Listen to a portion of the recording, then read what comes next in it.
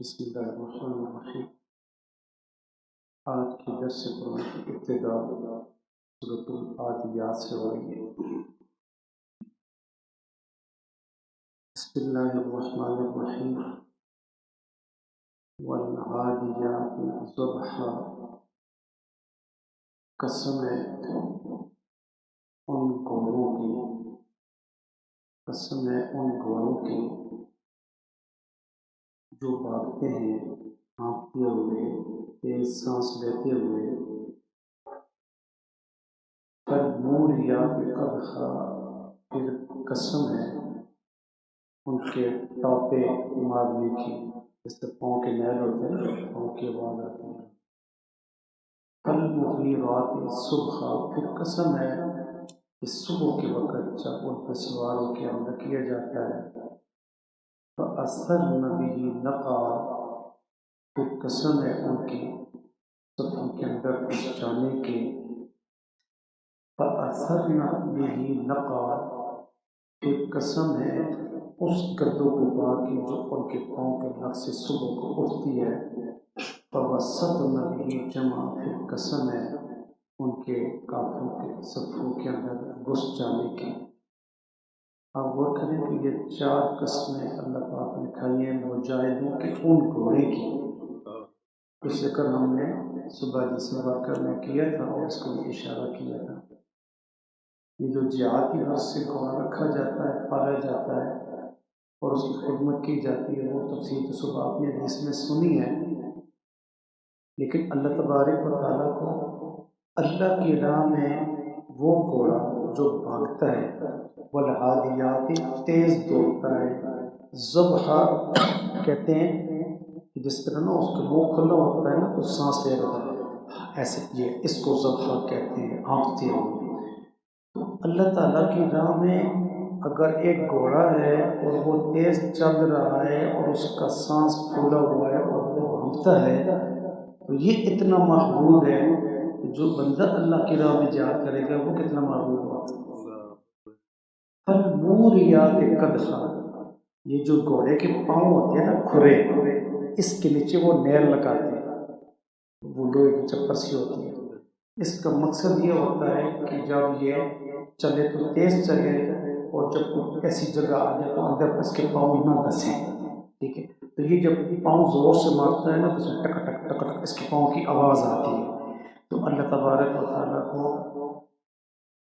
جہاد کے راستے میں مجاہد کا جو گھوڑا ہوتا ہے اس کے پاؤں کی جو آواز ہوتی ہے وہ بھی اتنی محبوب ہے کہ اللہ اس کی بھی قسم کھا لے۔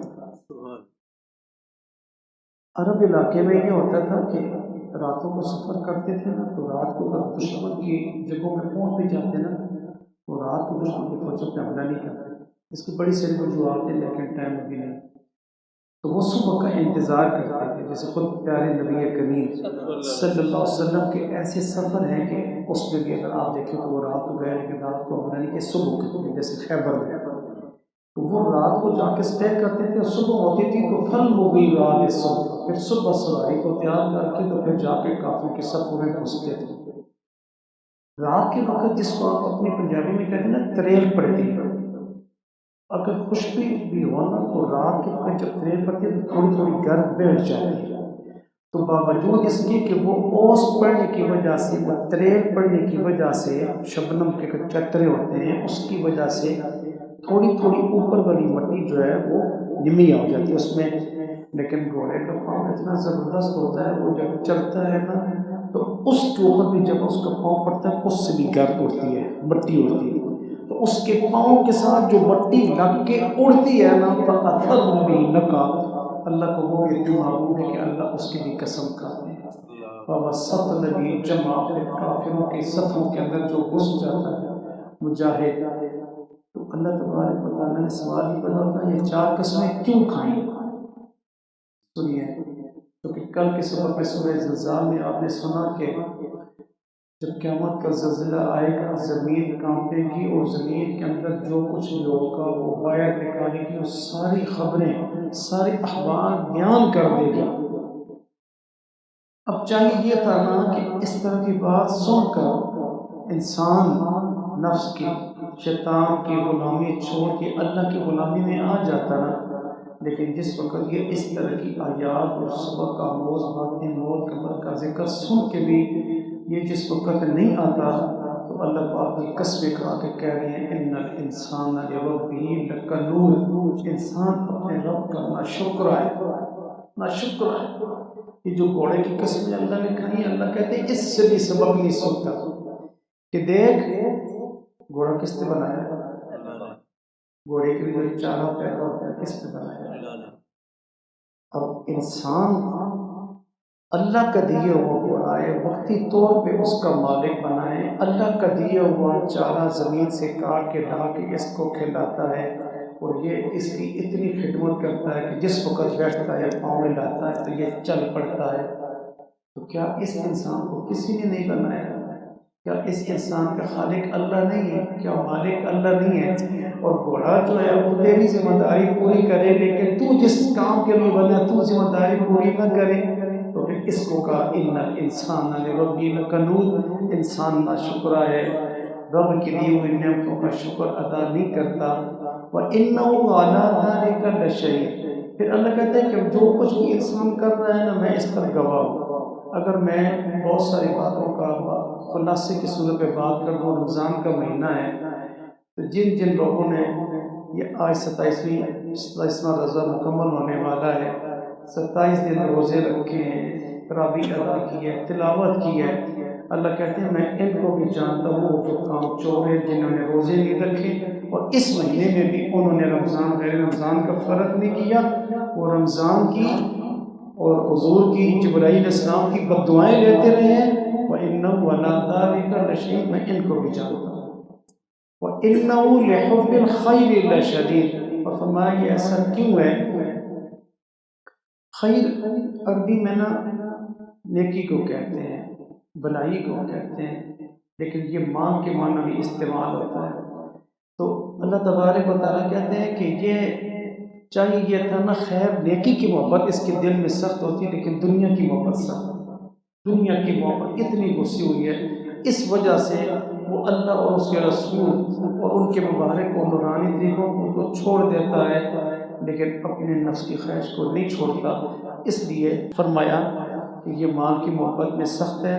افلا یعلم اذا بؤثر ما فی القبور، کیا یہ جانتا نہیں ہے کہ جب قبریں کھلے گی تو میں قبروں سے باہر نکلوں گا، وحصل ما فی الصدور، وہ اللہ جانتا ہے قبروں والوں کو بھی، اور قبر کے اندر جو سوئے ان کے سینے کے اندر بھی جو ہے سب اللہ جانتا ہے، اور انسان کے عملوں کی خبر اس کے سامنے آئے گی، اس لیے کہ ان ربهم بهم یومئذ لخبیر، کہ بے شک آپ کا رب جو ہے نا ہر ایک بندے پر خبر رکھتا ہے، ہر دن کی خبر رکھتا ہے، ہر لمحے کی خبر رکھتا ہے۔ تو دعا ہے کہ اللہ تبارک و تعالیٰ مجھے اور آپ کو یہ جو صورتیں ہیں جو سبق ہے ان کے اندر کہ ہم ناشکری سے باز آ جائیں، اللہ کی طرف لوٹ آئیں، اللہ ہمیں اس پر عمل کی توفیق عطا فرمائے۔ سورۃ القاریہ شروع ہوتی ہے، پہلی دفعہ کہا نا کھڑکھڑانے والی، ہلا ہلا کر رکھ دینے والی، مل قاریہ کیا ہے کھڑکھڑانے والی؟ میں کھڑکھڑانے کا لفظ اگر آپ کو آسانی سے سمجھاؤں، ہم چھوٹے ہوتے تھے تو لاٹو ہوتے تھے، لٹو، وہ داغا سے ایسے لگا کے نا اس کو کیا کہتے تھے؟ ڈور، اس کو خاص نام ہوتا تھا جو اس کو میں چڑھاتے تھے لاٹو کے اوپر، پھر ایسے ہم چھوڑتے تھے اس کو، لٹی ہر اس طرح کچھ ہوتا تھا۔ تو وہ لٹو کا نا آپس میں ایک کھلاڑی اس طرف ہوتا تھا نا ایک اس طرف، تو دونوں مقابلے میں چھوڑتے تھے اور دیکھتے تھے کہ کس کا لاٹو زیادہ گھومے گا۔ تو جس کا لٹو جو ہے نا اس طرح چلتا اور چلتے چلتے سو جاتا نا، بالکل اس پہ کھڑکھڑاہٹ نہ ہوتی، تو جس کا نیچے سے وہ سوئی ہوتی تھی نا، وہ ٹیڑھی ہوتی نا میخ، تو اس کو کہتے کھڑکھڑا لاٹو، اور پھر ہم اس کو سیدھا بھی کرتے تھے، مجھے یہ بھی یاد ہے۔ تو وہ جب لاٹو چلتا نا تو اس طرح ڈولتا نا، تو اس کو کہتے ہیں کھڑکھڑا لاٹو۔ تو یہ جو کھڑکھڑ ہوتے ہیں نا کھڑکھڑ، یہ القاریہ ہے، یہ جس طرح وہ کھڑکھڑ لاٹو ہلتا ہے نا زور زور سے، اس طرح یہ جب قیامت برپا ہوگی تو کھڑکھڑاہٹ ہوگی، کھڑکھڑانے والی ہوگی، اور عجیب قسم کی آوازیں ہوں گی جیسے زلزلہ آتا ہے تو ہوتی ہیں۔ تو اللہ تبارک و تعالیٰ نے پہلے دفعہ کہہ کے نا پھر کہا مل قاریہ، تمہیں کیا پتہ کھڑکھڑانے والی کیا ہے؟ یہ قیامت کے ناموں میں سے نا ایک نام بھی ہے، پھر اللہ تبارک و تعالیٰ 2 دفعہ کہہ نا پھر تیسری دفعہ پھر کہتے ہیں وما ادراک مل قاریہ، تمہیں کیا پتہ قاریہ کیا ہے، کھڑکھڑانے والی کیا ہے؟ یا اللہ ہم نے تو الفاظ ہی سنا ہے، تھوڑے سے معنی کو بھی گہرائی میں جا کے جانے کی کوشش کی ہے۔ اللہ کہتے ہیں یہ سننا جاننا یہ نہیں، کھڑکھڑانے والی کیا ہے نا، تمہیں پتہ ہوتا نا یہ کھڑکھڑانے والی کیا ہے تو پھر تمہارا سارا وقت جو ہے نا دنیا کی ضرورت پوری کر کے نا اللہ کی یاد نہیں گزرتا۔ چلو اللہ کہتے ہیں ہم تھوڑی سی بات کھولتے ہیں، یوم یکون الناس کالفراش المبثوث، اس دن انسان ایسے ہوں گے جیسے دھوکی ہوئی رنگین اون ہوتی ہے، وتکون الجبال کالعہن المنفوش، کالفراش المبثوث جیسے پتنگے ہوتے ہیں، وتکون الجبال کالعہن المنفوش اور ہو جائیں گے پہاڑ ایسے جیسے دھوکی ہوئی رنگین اون۔ یہ کبھی آپ نے دیکھا ہو نا کہ یہ روئی ہوتی ہے نا، مشین والا جب اس پہ ڈالتا ہے نا تو وہ پینچا کرتا ہے نا اس کو، اور اس کا دھواں یا دھول سی اڑ کے اوپر جاتی ہے، تو دھول کی روشنی جب سورج کی روشنی پڑتی ہے نا تو چھوٹے چھوٹے ذرے ہوا میں اٹھ کے نظر آتے ہیں۔ تو فرمایا اس دن پہاڑ بھی ایسا ہے، پہاڑ زمین کے اوپر سب سے زیادہ مضبوط چیز سمجھی جاتی ہے، اگر پہاڑوں کی یہ کیفیت ہوگی تو پھر انسانوں کی کیا ہوگی؟ تو یہ اللہ تعالیٰ بتا رہے ہیں کہ میں تمہیں بتاتا ہوں کہ یہ قاریہ یہ قیامت کیا ہے۔ پھر اللہ تعالیٰ نے فرمایا کہ وہ جزا و سزا کا دن ہے، جب یہ قائم ہو جائے گی پہلی دفعہ سور پھونکنے کے بعد تو وہ برباد ہو جائے گی، دوسری مرتبہ پھونکا جائے گا اور انسان اللہ کے دربار میں حاضر ہو جائیں گے۔ فَأَمَّا مَنْ ثَقُلَتْ مَوَازِينُهُ، پھر ترازو قائم ہوگا انصاف کا، پھر انسان کی اعمال تولے جائیں گے، تو جس کی نیکیاں زیادہ ہوں گی وہ فی عیشۃ راضیہ، وہ من پسند کی زندگی میں ہوگا، جو چاہے گا پھر اس طرح ہوگا۔ وَأَمَّا مَنْ خَفَّتْ مَوَازِينُهُ، جس کی نیکیاں کم ہوں گی گناہ زیادہ ہوں گے، فَأُمُّهُ هَاوِيَةٌ، پھر اس کا ٹھکانہ ہاویہ ہے۔ اب آگے کہہ دیا ٹھکانہ ہاویہ ہے، پھر فرمایا وَمَا أَدْرَاكَ مَا هِيَهْ، تم کیا جانو ہاویہ کیا ہے؟ فرمایا نار حامیہ، یہ جہنم کے اندر ایک کھائی ہے، اس کھائی کے اندر آگ ہے، اور یہ مجرموں کا ٹھکانہ ہے نار حامیہ، یہ آگ کی کھائی ہے۔ اللہ تبارک و تعالیٰ میں اس وقت سے سبق حاصل کر کے آخرت کی تیاری کی توفیق نصیب فرمائے۔ چونکہ ٹائم تھوڑا ہے میں ذرا سفر زیادہ کرنا چاہتا ہوں۔ بسم اللہ الرحمن الرحیم، اسی چیز کو مضمون کو آگے بڑھایا، الہاکم التکاثر، غفلت میں رکھا ہے تم کو مال کی بہتات میں، مال کی ہرس میں۔ الہاکم التکاثر، تم ہلاکت میں ہو گئے، تکاثر کثرت کی وجہ سے، میرے پاس مال زیادہ ہو جائے، میری عمر زیادہ، میری زندگی زیادہ، یہ انسان ہے نا پتہ نہیں کیا کیسے کیا تعبیریں کرتا ہے۔ اللہ تبارک و تعالیٰ کہتے ہیں تم اسی مال کے اکٹھے کرنے کی ہرس میں ایسے چل رہے تھے کہ پتہ ہی نہیں چلا، وہ جی ایکسیڈنٹ ہو گیا، وہ جی ہارٹ اٹیک ہو گیا، فوراً ہو گیا۔ کتنے لوگ ہیں جن کی موت واقع ہوتی ہے مسجد میں تھے، سجدے میں تھے۔ مال کی بہتات، مال کی کثرت، اس ہرس نے تمہیں اتنا مصروف رکھا کہ تمہیں اس جس قاریہ میں بتایا جا رہا ہے تیاری کی فکر ہی نہیں، یہاں تک کہ حتیٰ زرتم المقابر، تم نے قبریں جا دیکھی، یعنی مر گئے جا کے قبر میں ڈالے۔ ایک واقعہ سناتا ہوں، تفاسیر میں آتا ہے کہ مکہ میں نا 2 قبیلے تھے، ایک کا نام تھا عبد مناف اور ایک کا نام تھا قبیلہ سام۔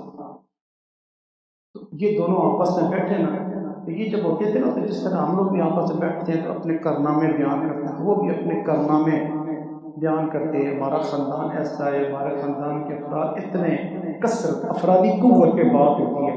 عبد مناف کہتے ہیں ہم زیادہ ہیں، دوسرے کہتے ہیں ہم زیادہ ہیں، چلو جی مردم شماری کر لیتے ہیں، چلو جی کرو مردم شماری۔ مردم شماری جب کی گئی تو قبیلہ عبد مناف جو ہے نا اس کے لوگ زیادہ تھے اور قبیلہ سام کے لوگ کم تھے۔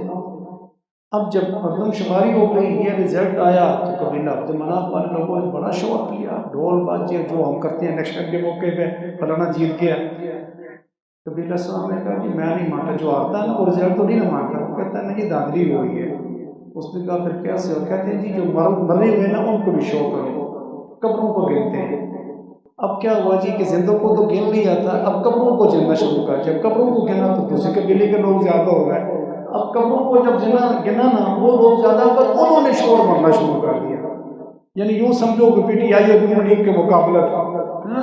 ایسے تو اللہ تبارک و تعالیٰ نے نا اس واقعے کو سامنے رکھ کر کے نا یہ فرمایا کہ یہ تمہاری جو کثرت ہے نا، مال کی کثرت، فراغ کی کثرت، فلاں اتنا فلاں اتنا، فلاں کا اتنا ووٹ بینک، فلاں کے اتنے ووٹ بینک، تو اسی شور و غل میں پڑے ہوئے تمہیں پتہ ہی نہیں چلا اور تم قبروں میں چلے گئے۔ کلا سوف تعلمون، ہرگز نہیں، تم بہت جلد جان لو گے۔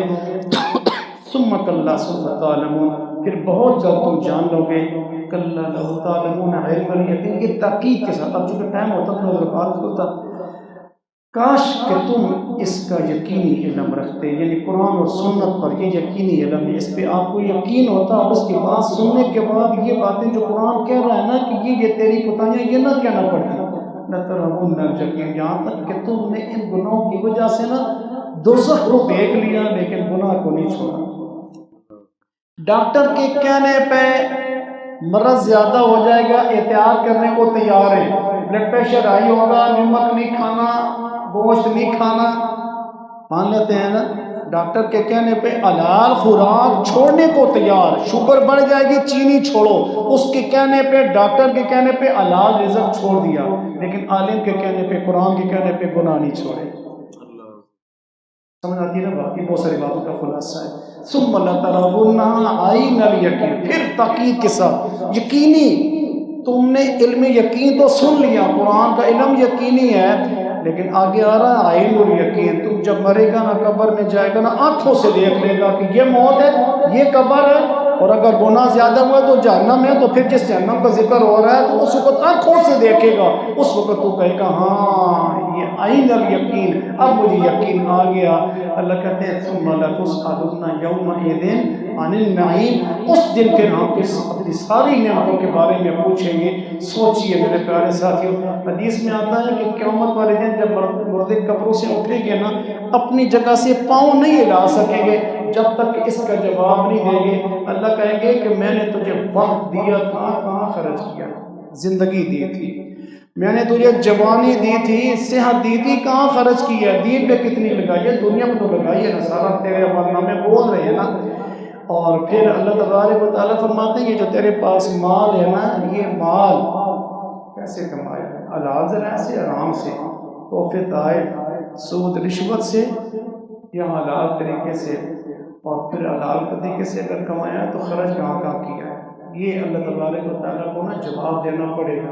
علم کچھ آپ کے پاس ہوا ہے، کچھ میں آپ کے سامنے قرآنی آیات رکھ رہا ہوں، اللہ تعالیٰ کہے کہ یہ بتا کہ یہ سننے کے بعد تم نے عمل کتنا کیا۔ پیارے ساتھیوں، تیاری کریں، کچھ نیت دیں، اس دنیا کی خاطر نہ کریں ایسے، اس لیے کہ یہ دنیا کسی کی بھی نہیں ہے۔ حضور صلی اللہ علیہ وسلم کے سامنے نہ کسی کے ذکر کیا گیا نا فلاں کے پاس اتنا مال ہے، فرمایا اس کا اپنا تو اتنا ہی ہے جتنا اس نے کھا لیا، اپنے ہاتھوں سے خرچ کر لیا، یہ جو باقی ہے نا یہ پچھلوں کا، یہ پچھلوں کے لیے جمع کر رہا ہے، ہم بھی پچھلوں کے لیے جمع کر رہے ہیں، ہرس سے باہر نکلے۔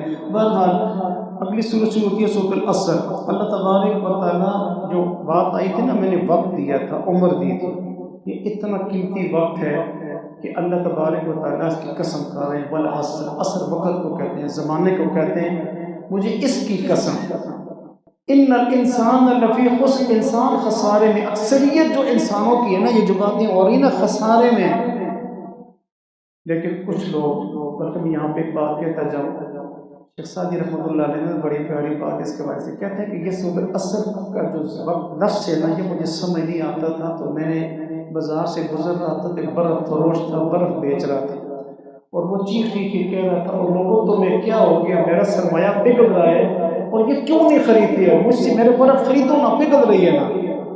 اس وقت مجھے خیال آیا کہ انسان بھی برف کی طرح ہے، انسان کی زندگی بھی پگھل رہی ہے، جو وقت چلا گیا نا وہ واپس نہیں آتا۔ تو آج جو ہمارے پاس حال ہے نا، اس کی قدر کریں، اور یہ اتنا قیمتی تو ہے نا کہ اللہ پاک قسم کھا رہے ہیں، انسان خسارے میں۔ لیکن پھر اللہ پاک نے فرمایا کچھ لوگ تو ایسے بھی ہیں نا جو ایمان لاتے ہیں، الا الذین آمنوا، ایمان لانا۔ ہمارے حضرت شیخ علی صاحب فرمایا کرتے تھے، ایمان اس کا نام ہے کہ جب اللہ کو کہا نا ایک ہے تو پھر اللہ ہی ایک ہے، پھر یہ نہیں کہ جس وقت کوئی تھوڑی سی تکلیف آئے تو کوئی اور ادھر بتائے تو وہ اور چلا جائے، کہ نہیں جی ادھر سے بھی مسئلے حل ہوتے ہیں۔ اللہ کہتے ہیں الا الذین آمنوا، ایمان لایا، اللہ کی ذات اور صفات میں کسی کو شریک نہ ٹھہرایا۔ میں کہتا ہوں عقیدہ توحید کو اختیار کیا، اور حضور صلی اللہ علیہ وسلم کے بتائے ہوئے طریقوں کے مطابق وعامل الصالحات اعمال نیک کی ہے. یعنی صرف یہ نہیں میں نے کلمہ پڑھا، میں پیدا ہوا تو اذان ہو گئی، ختمہ ہو گیا، اپنے جو مرضی کروں، نہیں. ایمان کے لیے عمل صالح کا ضروری ہے. نماز کے ٹائم پہ نماز پڑھنی ہے، روزے کا مہینہ آ گیا رمضان کا مہینہ تو روزے رکھنا، یہ اعمال صالحہ ہیں. اللہ کہتے ہیں جو نمبر 1 پہلے ایمان عقیدہ، دوسرے نمبر پر اعمال صالحہ. وتواصوا بالحق، جو حق بات پتہ چلی، دین کی بات پتہ چلی، خود اس پہ عمل کرنا، دوسروں کو بتانا. وتواصوا بالصبر، پھر اس راہ میں چلتے ہوئے اگر کوئی مشکل آ جائے، تکلیف آ جائے تو اس کو خندق پیشانی سے برداشت کرنا، صبر کرنا. یہ جو 4 لوگ ہوں گے نا، یہ فرمایا خسارے میں نہیں ہوں گے. دعا فرمائے اللہ ہمیں ان 4 میں شامل فرمائے. وَيْلٌ لِكُلِّ هُمَزَةٍ لُمَزَةٍ. سورہ مزہ شروع ہوتی ہے. مشرکین مکہ جو ہے نا ہمارے پیارے نبی صلی اللہ علیہ وسلم کو بہت ستاتے تھے. 2 قسم کے لوگ تھے کافر. ایک وہ تھے ہاتھ سے تو نہیں ستاتے تھے، ایمان بھی نہیں لاتے تھے اور بیٹھ کے باتیں کرتے تھے. دوسرے ایسے کرتے نا کہ وہ باتیں بھی کرتے تھے، بتیاں بھی کستے تھے اور طریقے سے ہاتھوں سے بھی نقصان پہنچاتے تھے. تو یہ فرمایا وَيْلٌ لِكُلِّ هُمَزَةٍ. ہمزہ کہتے ہیں عیب جوئی کرنا، جس کو غیبت بھی کہتے ہیں، پیٹھ کے پیچھے سے برائی کرنا، جس میں نے بتایا. اور اس غیبت کے متعلق بڑی سخت وعیدیں ہیں، نیکیاں ضائع ہو جاتی ہیں، اجتناب کیا کرو. لمزہ کہتے ہیں تانے دینا. ہم اپنی پنجابی میں کیا کہتے ہیں شبیاں دینا، شبیے پہ دینا ہے، ٹھیک ہے جی. یا کوئی آدمی ایسا ہو تو اس کی طرف ہاتھ کے اشارے سے اس کو ایسے مارو، اس کو ایسے کرو. یہ کافر جو ہوتے ہیں نا، حضور جب گزرتے تو ایسے کرتے تھے. وَيْلٌ لِكُلِّ هُمَزَةٍ لُمَزَةٍ. ہر دونوں کے لیے اللہ تبارک و تعالیٰ نے فرمایا تمہارے لیے بربادی ہے، ہلاکت ہے. جہنم کے اندر ایک مقام ہے ویل، وہ کھائی، وہ تمہارے لیے ہے جو عیب جوئی کرتے ہو، غیبت کرتے ہو، تانا زنیاں کرتے ہو. الذی جمع مالا وعددا، وہ شخص جو مال جمع کرتا ہے اور اس کو گن گن کر کے رکھتا ہے. ولید بن مغیرہ بڑا کافروں کا ایک سردار تھا سرداروں میں. اس کے پاس بڑا مال تھا اور اس کے اپنے 13 بیٹے تھے. اتنا مال اس کے پاس ہوتا تھا کہ یہ باہر کہیں جاتا نا تو واپس آ کے نا اپنے بچوں پہ بھی شک کرتا کہ میں جو مال چھوڑ کے گیا ہوں وہ اتنا ہی پڑا ہوا ہے، کوئی کم تو نہیں ہوا. تو وہ جا کے اس کو گنتا تھا. اللہ تبارک و تعالیٰ نے اس کی وجہ سے اور قیامت تک آنے والے ایسے لوگوں کی وجہ سے فرمایا وہ لوگ جو اپنے مال کو جمع کرتے ہیں، گن گن کر کے رکھتے ہیں اور خرچ کرنے کی جگہ پہ خرچ نہیں کرتے، اپنی ضروریات پہ بھی نہیں کرتے. جو بخیل آدمی ہوتا ہے نا، کنجوس، اس کو جمع کرنے کا شوق ہوتا ہے، وہ اپنی جان پہ بھی نہیں کرتا اور اللہ کی راہ میں بھی نہیں کرتا. یحسب ان مالہ اخلدا، وہ یہ سمجھتا کہ یہ مال میرے پاس ہمیشہ رہے گا. کلا ہرگز نہیں. لیمبذن فی الحطمہ، تم نے ضرور داخل ہونا ہے حطمہ.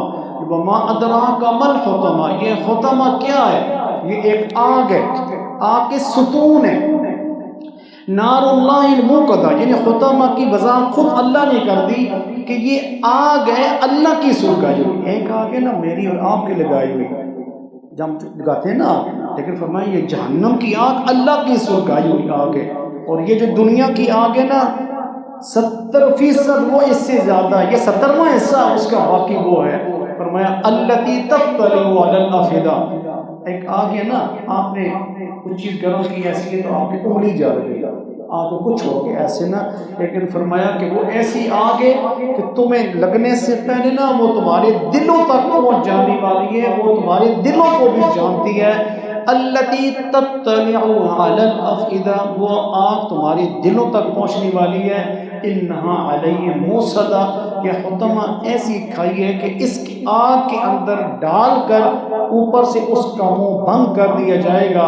اور جہنمیوں کو، ایسے لوگوں کو، کیسوں کو، غیبت کرنے والے، تانے دینے والے، مال سے حرص و محبت کرنے، سمجھ آ رہی ہے نا، ایسے لوگوں کو اس کے اندر ڈال کر فی عمد ممددہ، پھر اوپر اور ستون. کوئی ہوتا ہے نا ڈھکن رکھتے ہیں عورتیں چاولوں کو دم پہ لگاتے ہیں نا، اوپر ڈھکن کر کے اوپر لنگری رکھ دیتے ہیں وزنی کہ دھواں باہر نہ نکلے. ایسے اللہ کہتے ہیں نا اس کے اوپر لمبے لمبے ستون ہو گئے. سورۃ الفیل شروع ہوتی ہے. خانہ کعبہ اللہ کا گھر ہے، کائنات میں سب سے پہلا گھر یہ بنا تو اللہ کے گھر کے لوگ آتے تھے زیارت کرنے کے لیے. اس وقت بھی جب کافروں کے قبضے میں تھا تو یمن کا ایک بادشاہ تھا ابرہ. وہ یہ چاہتا تھا کہ یہ سارے لوگ ادھر مکہ میں کیوں جاتے ہیں، یہ یمن میں آئے۔ اس نے کیا کیا، خانہ کعبہ کی نے کافی بنانے کی کوشش کی، بڑا خرچ کیا، بڑی خوبصورت اس طرح کی بلڈنگ بنانے کی کوشش کی۔ اس نے جب بلڈنگ بنانی شروع کی تو ایک شخص آیا تو آ کے نا اس میں پیشاب اور پخانہ کر دیا۔ تو اس نے کہا جی یہ انہوں نے کیا، بس جس طرح ہوتا ہے نا دہشت گردی کا مقدمہ، یہ دہشت گردی کا مقدمہ تھا۔ اس نے کیا کہ جی فوج لے کے نا ہاتھی لے کے نا، اس نے کہا اچھا جی ٹھیک ہے، پھر میرے گھر میں جو میں کعبہ بنا رہا ہوں اس کی اگر یہ بےحرمتی کی گئی ہے تو اب ہم جا کے نا اس خانہ کعبہ کو گرا ہی دیں گے، ختم ہی کر دیں گے۔ تو وہ ابرا جو ہے نا اپنا ہاتھیوں کا لشکر لے کے نا یمن سے چلا، وادی میسر کے مزدلفہ اور عرفات کے درمیان میں نا یہاں تک جس وقت پہنچا نا تو اس وقت پیارے نبی کریم صلی اللہ علیہ وسلم کے بعض مفسرین نے لکھا کہ اس کے 50 دن کے آگے پیچھے، اور بعض کہتے ہیں این اسی دن جس دن حضور کی پیدائش ہوئی تھی یہ واقعہ بھی پیش آیا تھا۔ بہرحال مفسرین کا اختلاف ہے۔ تو کہتے ہیں کہ حضور کے دادا عبد المطلب جو تھے نا اس وقت خانہ کعبہ کے متولی وہ تھے۔ تو جس وقت پتہ چلا جی کہ ابنا جو ہے نا وہ لشکر لے کر کے آ رہا ہے اور حملہ کرنا چاہتا ہے، تو حضرت عبد المطلب نے اعلان کیا نا اپنے اپنے گھوڑوں کو اونٹوں کو سنبھالو، اپنے گھر کر لو کہیں ہمارا نقصان نہ ہو۔ اور اس نے کیا کہ حضرت عبد المطلب کے 200 اونٹ تھے یا گھوڑے تھے، جانور تھے جو اس جگہ پہ، تو ابرا نے نا اپنی فوج کو لگا کے وہ اپنے قبضے میں کر لی، تحویل میں لے لیا۔ تو جب عبد المطلب کو پتہ چلا تو ابرا جو ہے نا وادی میسر کے پاس جب رکا، حضور کہ دادا عبد المطلب جو تھے نا مذاکرات کے لیے گئے۔ تو جب مذاکرات کے لیے گئے تو کہتے ہیں حضور کی جو دادا تھے نا بڑے خوبصورت تھے، بڑے پیارے تھے، اور مرعوب ہوتا تھا کوئی ان کو دیکھ کر۔ تو ابرا بھی مرعوب ہو گیا نا کہ یار یہ آ گیا پتہ نہیں کیا ہوگا۔ تو کہتے ہیں جی کہ آپس میں مذاکرات ہوئے تو حضور صلی اللہ علیہ وسلم کے دادا نے فرمایا نا کہ یہ میری سواریاں میرے والے کر دو، میرے گھوڑے میرے اونٹ۔ ابرا کہتا میں تو یہ سمجھا کہ تو آیا ہے کوئی مذاکرات کرے گا کہ میں خانہ کعبہ پہ حملہ کر رہا ہوں، گرانا چاہتا ہوں، تو تم اس کو نہ گراؤ، بس تمہاری یہ قیمت ہے کہ تم اپنی سواریوں کو چھڑانے آ گئے ہو، اپنے جانوروں کو۔ تو حضور کے دادا نے جواب دیا اس لیے کہ جو جانور ہیں نا وہ میرے ہیں، میں ان کا ذمہ دار ہوں کہ میرے حوالے کر، تو آگے جا، وہ جس کا گھر ہے نا تو جان اور وہ جا۔ اور کیا ہوا کہ وہ جس وقت آگے آیا نا وادی میسر کے پاس تو اللہ تبارک و تعالیٰ نے فرمایا اے میرے پاک پیغمبر پیارے نبی کریم صلی اللہ علیہ وسلم الم تر کیف فعل ربک باصحاب الفیل، آپ نے دیکھا نہیں کہ آپ کے رب نے ہاتھیوں والے لشکر کے ساتھ کیا؟ یہ آیت اشارہ کرتی ہے کہ حضور پیدا ہو چکے تھے، آپ نے بچے تھے، یاد ہے آپ چھوٹے سے تھے، ہاتھی والا لشکر آیا، ہم نے ان ہاتھی والے لشکروں کے ساتھ کیا کیا؟ الم یجعل کیدہم فی تضلیل، ہم نے ان کا حملہ ناکام نہیں بنایا، ہم نے ان کی تدبیروں کو، ان کے حملوں کو خاک میں نہیں ملایا۔ الم یجعل کیدہم، کیا ہم نے ان کی سازش کو فی تضلیل نیست و نابود نہیں کیا؟ وارسل علیہم طیرا ابابیل، ہم نے ان پر چھوٹی چھوٹی ابابیل چڑیاں کنکر لے کر کے ہم نے ان پر روانہ کیے، ترمیہم بحجارۃ من سجیل، وہ پرندے جاتے تھے اور اپنی چونچوں سے ان پر وہ میزائل فائر کرتے تھے، کلاشنکوف کی گولی فائر کرتے تھے، لگتی تھی ہاتھی کی ایک طرف سے دوسری طرف سے نکل جاتی تھی ایسا، ترمیہم بحجارۃ من سجیل فجعلہم کعصف مأکول، بہت سارے ہاتھی ہلاک ہو گئے، کچھ فوجی بھاگ گئے، خود ابرا کا جو ہاتھی تھا وہ ہلاک ہو گیا، خود اس کو چیچک کی بیماری لگی، خود اس کو جو پرندے تھے ان کے کنکر لگے، اور چیچک کی وجہ سے وہ جاتا تھا تو یہ ہاتھ گر گیا، یہ بازو گر گیا، یہ کندھا گر گیا، ٹانگیں گر گئی، ایک ایک بدن کا ٹکڑا اس کا گرتا جا رہا تھا۔ اس کو اللہ نے کہا فجعلہم کعصف مأکول، ہم نے اس کو ایسا کر دیا جیسے کھایا ہوا بھوسا، جانور ہے نا بکری کو جانور کو چارہ ڈالتے ہیں تو وہ کھانے کے بعد جو کچرا ہوتا ہے نیچے پھینک دیتی ہے، فرمایا ہاتھی والا لشکر بڑے سج کے آئے تھے لیکن ہم نے کوڑا بنا دیا۔ آخری چھوٹی سی سورت بسم اللہ الرحمن الرحیم، کیونکہ یہ آخری جو 10 صورتیں ہیں نا بعض علماء کہتے ہیں یہ چھوٹا قرآن ہے، اگر آپ کو سارا قرآن نہ آئے تو ہمارے کہتے ہیں نا فلانا 10 صورتی بول رہی ہے یار، اور تو کچھ نہیں آنا تھا لیکن 10 صورتیں آنی ہیں، تو یہ بھی کوئی معمولی بات نہیں ہے۔ یہ 10 صورتیں آپس میں جوڑا جوڑا ہے، ان میں آپس میں بڑا گہرا تعلق ہے، اب ٹائم نہیں ہے، لیکن جیسے سورہ فیل سنی ہے نا، اس میں خانہ کعبہ کا اور حضور کے خاندان کا ذکر ہے۔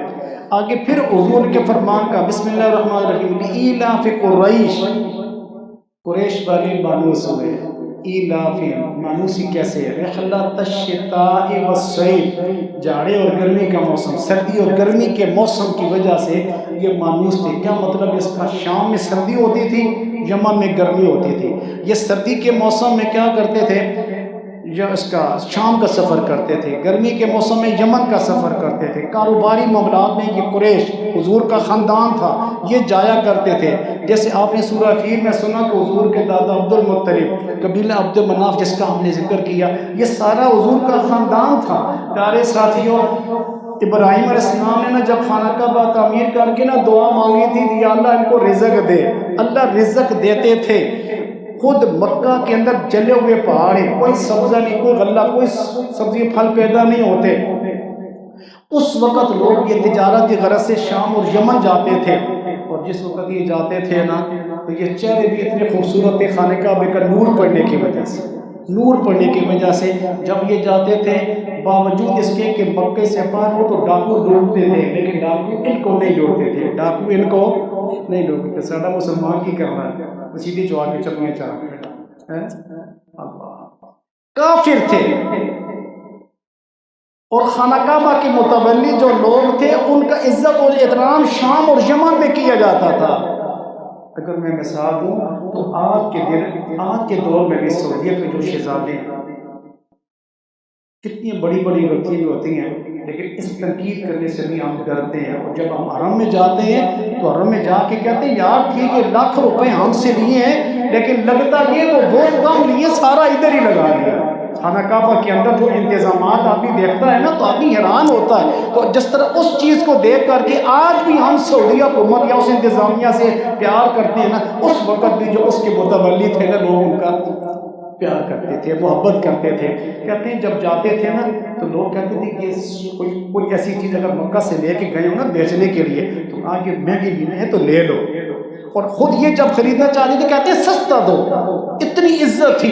اللہ تبارک و تعالیٰ نے اس چیز کا ذکر سورہ قریش میں کر کے فرمایا فَلْيَعْبُدُوا رَبَّ هَٰذَا الْبَيْتِ، قریش تمہاری اتنی عزت اللہ نے بڑھائی ہے، تمہیں تو چاہیے تھا کہ اس رب کی، اس گھر والے کی عبادت کریں، اس گھر والے رب کی عبادت کریں، نہ کہ اس کے اندر بت رکھیں۔ الذی اطعمہم من جوع، وہ اللہ جس نے تمہیں بھوک میں کھانا کھلایا، وآمنہم من خوف، اور دشمن کے خوف سے امن دیا۔ جیسے میں نے کہا کہ ڈاکو لوٹتے تھے، لیکن ان کے ساتھ کوئی گارڈ بھی نہ ہوتا اور کوئی ان کو نہیں لوٹتا تھا۔